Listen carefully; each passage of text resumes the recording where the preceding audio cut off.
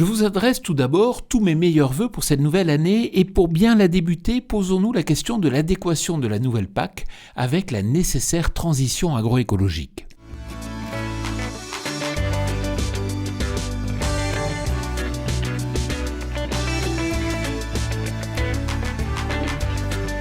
Cette semaine, nous allons à la rencontre de Jean-Marie Serroni, agroéconomiste, auteur de nombreux ouvrages et articles sur la politique agricole commune. Jean-Marie, l'agroécologie est-elle vraiment au cœur de la nouvelle PAC ? Les objectifs de la nouvelle PAC, parmi eux, il y a la réduction de l'empreinte environnementale. L'agroécologie est un des moyens pour y arriver, une des méthodes.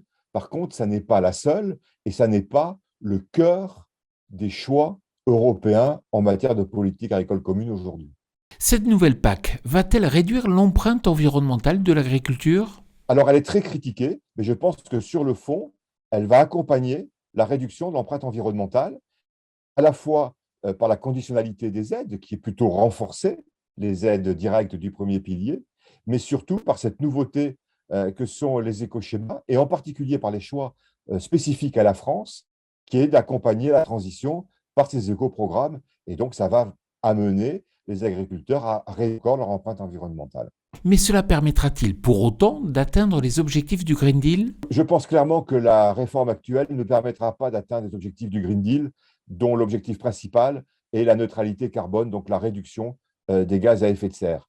La PAC d'aujourd'hui a été initiée il y a 4 ans et elle est toujours dans une priorité de la réduction de l'impact environnemental, en gros, la baisse des pollutions. Elle n'est pas sur la gestion des gaz à effet de serre. La certification est-elle l'outil adéquat pour faire progresser l'agriculture dans le sens de l'agroécologie ? Je pense effectivement que c'est un bon outil, parce que l'agroécologie, c'est par nature une démarche dynamique.